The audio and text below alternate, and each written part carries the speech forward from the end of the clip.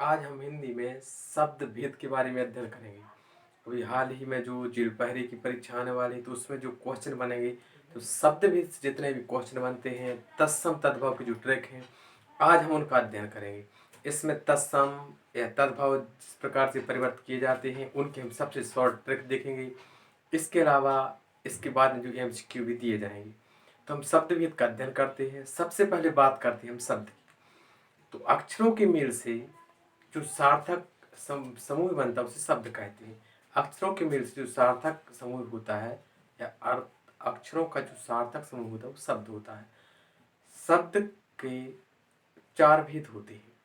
अलग अलग आधार पर शब्द के भेद किए गए हैं। सबसे पहले रचना के आधार पर शब्द के तीन भेद होते हैं।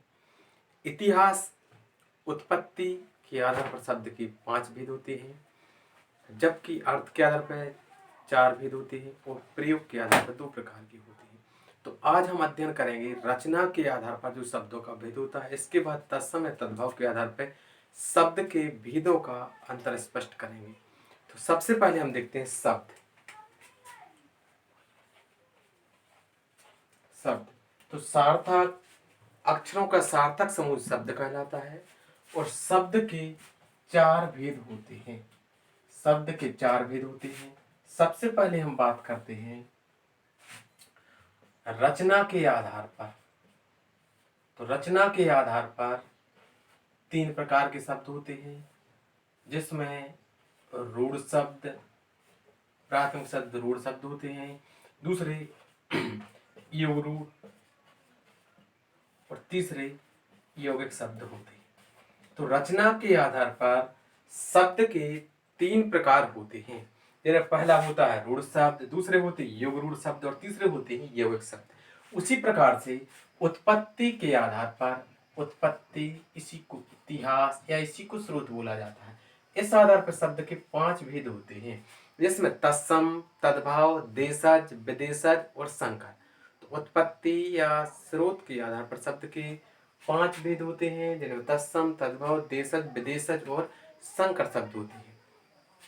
इसके अलावा अर्थ के आधार पर शब्द के चार भेद होते हैं। अर्थ के आधार पर शब्द के चार भेद होते हैं, जिसमें एकार्थी, अनेकार्थी, विलोमार्थी और या पर्यायवाची शब्द होते हैं।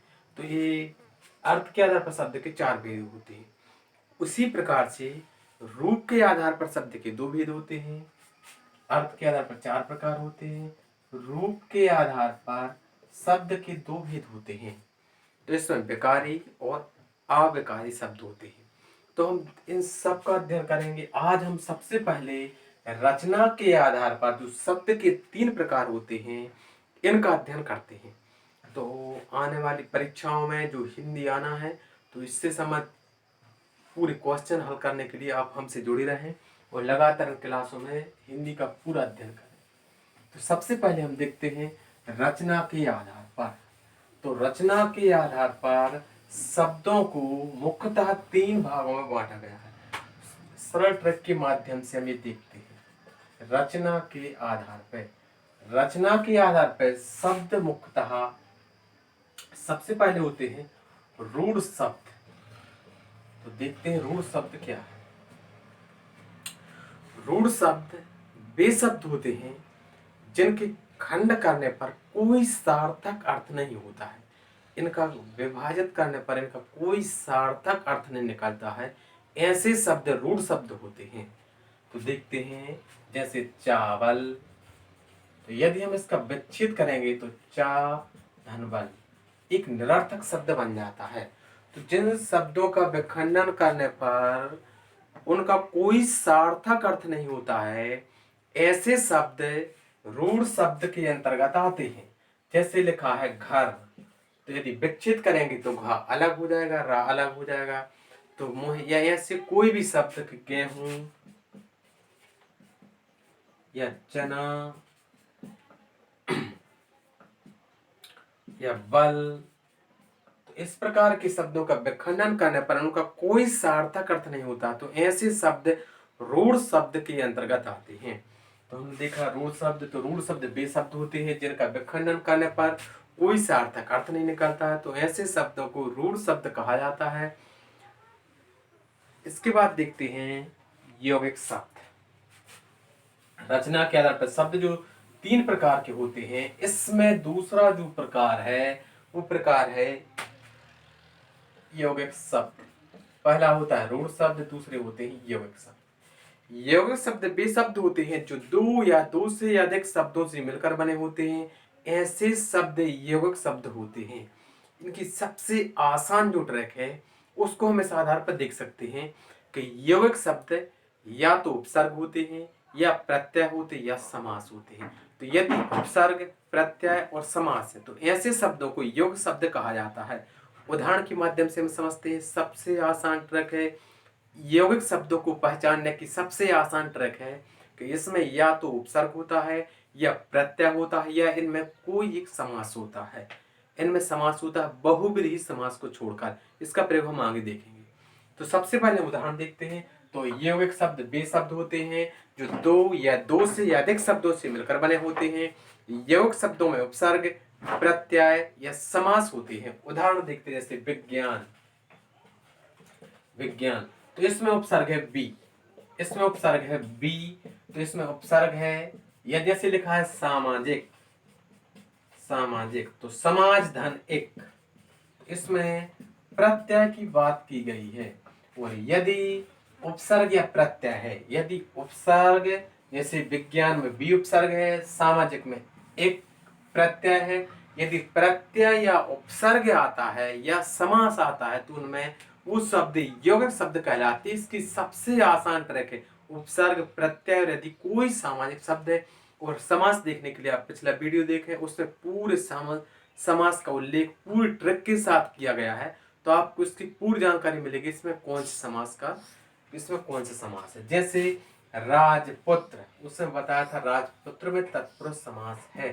तो यदि राजपुत्र है तो एक सामासिक पद है, सामासिक पद है मतलब यौगिक होगा, वह एक यौगिक शब्द होगा। जैसे राजकुमार, राजकुमार यहाँ पर राजा का पुत्र, यहाँ पर राजा कुमार, तो इन स्थान पर यौगिक शब्द होंगे। इसके अलावा जैसे लिखा है विद्यालय, तो विद्या का आलय, विद्या का आलय, तो इस स्थान पर भी यौगिक शब्द होंगे। तो यौगिक शब्द की पहचान होती है कि या तो उपसर्ग होगा उस शब्द में, या प्रत्यय जुड़ा होगा, या सामाजिक शब्द होगा। तो ऐसे शब्द यौगिक शब्द होते हैं। इसके बाद हम रचना के आधार पर जो शब्द का तीसरा प्रकार होता है वो कहलाती योग रूढ़ शब्द। योग रूढ़ शब्द का अध्ययन करेंगे। इसमें हम देखेंगे कि कौन से शब्द योग रूढ़ शब्द होते हैं। तो योग रूढ़ शब्द वो शब्द होते जो यौगिक शब्द तो होते ही हैं, योग शब्द तो होते ही हैं, साथ में एक रूढ़ होते। रूढ़ मतलब एक विशेष अर्थ प्रदान करते हैं। तो जो शब्द किसी एक विशेष अर्थ को ग्रहण करते हैं ऐसे शब्द रूढ़, योग रूढ़ शब्द होते हैं।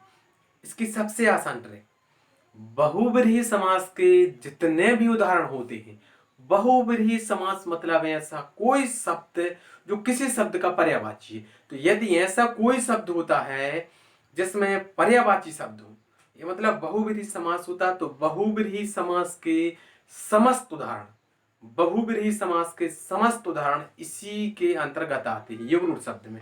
तो योग रूढ़ शब्द तो वे शब्द जो योग से, जो 2 शब्दों की योग से बने होते हैं तथा जिनका एक विशेष अर्थ होता है, वो शब्द योग रूढ़ शब्द कहलाते हैं। अब इसमें हम अध्ययन करेंगे कि यदि वह शब्द पर्यायवाची है तो पर्यायवाची मतलब बहुब्रीहि समास है, और बहुब्रीहि समास है मतलब योग रूढ़ शब्द है। उदाहरण जैसे लिखा है पीतांबर, तो पीतांबर पर्यायवाची विष्णु का, पीतांबर विष्णु का पर्यायवाची है। और यहाँ इसमें एक विशेष अर्थ लिया गया कि पीले वस्त्र हैं जिसके, तो विष्णु जी।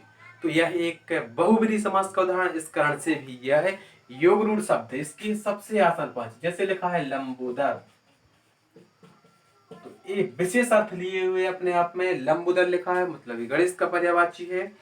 तो इस स्थान पर भी योग रूढ़ शब्द होगा। इसके अलावा जैसे लिखा है जलज, इसमें लिखा है पंकज, या लिखा है नीरज, या लिखा है नीलकंठ, तो इन स्थानों पर बहुव्रीहि समास है और बहुव्रीहि समास है तो बहुव्रीहि समास के समस्त उदाहरण योग रूढ़ शब्द के अंतर्गत आते हैं। तो इस प्रकार हम तीनों को शॉर्ट रूप में देखते हैं। रचना के आधार पर शब्द के तीन भेद होते हैं, रूढ़ शब्द, यौगिक शब्द, योग रूढ़ शब्द। रूढ़ शब्द वे होते हैं जिनका विखंडन करने पर कोई सार्थक अर्थ नहीं निकलता है। ऐसे शब्द रूढ़ शब्द होते हैं, जैसे घर, तो विच्छेद करने के बाद घा अलग हो जाएगा, रा अलग हो जाएगा, इसका कोई सार्थक अर्थ नहीं है, तो ऐसे शब्द होते हैं रूढ़ शब्द। यौगिक शब्द, योग शब्द वो शब्द होते हैं जो दो या दो से अधिक शब्दों से मिलकर बने होते हैं, लेकिन इनमें उपसर्ग, प्रत्यय या समास होता है। तो ऐसे शब्द होते हैं यौगिक शब्द। जैसे लिखा था विज्ञान तो बी, इसमें उपसर्ग है। जैसे लिखा सामाजिक तो एक उपसर्ग है, या जैसे लिखा राजपुत्र तो एक समास है। तो जिसमें उपसर्ग, प्रत्यय या समास हो तो वह शब्द योग शब्द होते हैं। और रचना के आधार पर जो तीसरा प्रकार होता है वो होते हैं योग रूढ़ शब्द। योग रूढ़ शब्द ये भी शब्दों के योग से बने होते हैं, लेकिन ये रूढ़ एक विशेष अर्थ लिए होते हैं। मतलब जो पर्यायवाची शब्द होते हैं या बहुव्रीहि समास के जितने भी उदाहरण होते हैं वो समस्त तत्व योग रूढ़ शब्द के अंतर्गत आते हैं। इस प्रकार रचना के आधार पर शब्दों की क्लास समाप्त हुई। हम अगली क्लास में देखेंगे तत्सम तद्भव या जो उत्पत्ति के आधार पर शब्द के भेद है तो उनका अध्ययन करेंगे। तो आप सभी लोग हमसे जुड़े रहें और लगातार इनका पूरा आनंद उठाएं।